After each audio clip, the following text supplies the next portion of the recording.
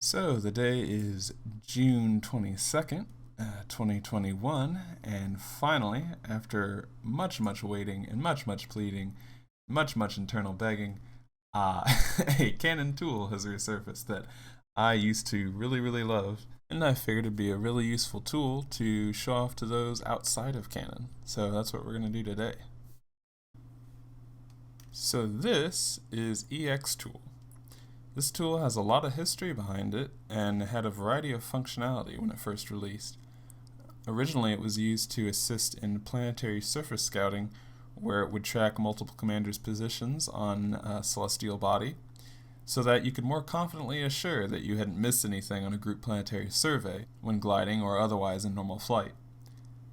This was done well before the introduction of the DSS probes in 3.4, because up until then we did not get POI for story-related wreckage or settlements.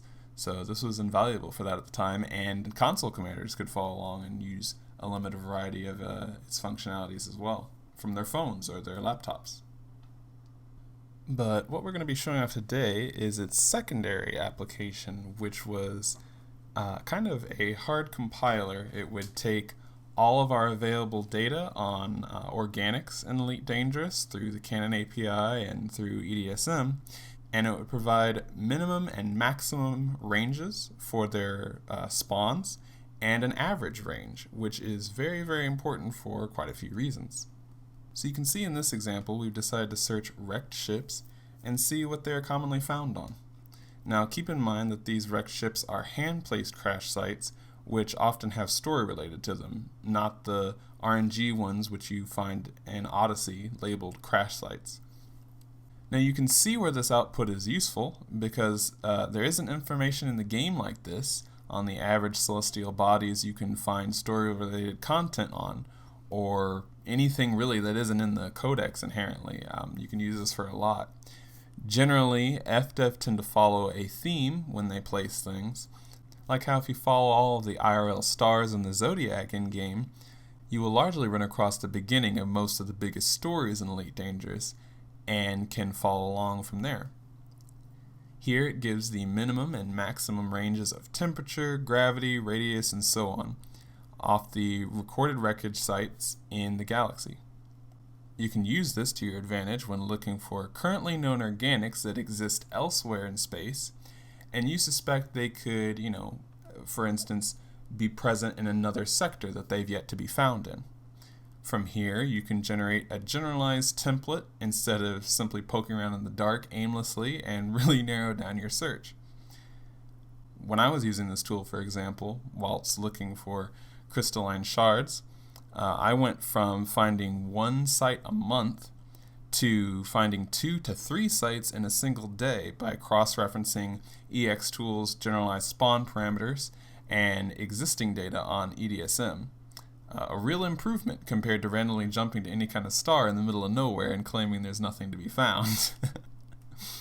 Compilation of data is everything, so we'll go ahead and go through an example of how you would use this to find a kind of organic that you would want to find. Perfect time for the new 600 plus varieties we've got in Odyssey.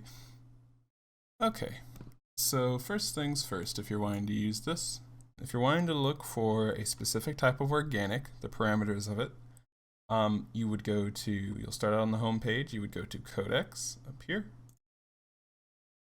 And from Codex, you can have a drop-down list of new discoveries, stuff that was just recently found, like for example, this is all today.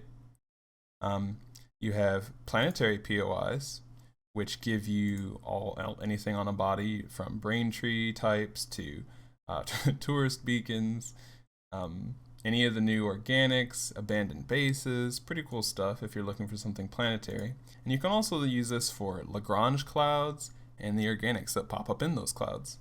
But for now, we are going to go back and we'll just start with, say, those really cool Electricae organic. If you have not seen those are my new favorite. And they have kind of strict parameters. They only spawn in or around nebula on icy worlds. So this one will be have a little less data and be a little more straightforward. So first you will go to POI type in the drop-down menu under planetary POIs.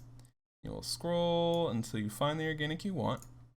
In this case, there are 40 examples we have to go from, and you'll hit OK. And that will generate your list. You can see if you were looking for them and you wanted to find a new set in an area they've already been found in, or in a new sector that you think they might be in but they haven't been found in yet. You can go and you can look on the icy bodies, apparently, because that's all they're on.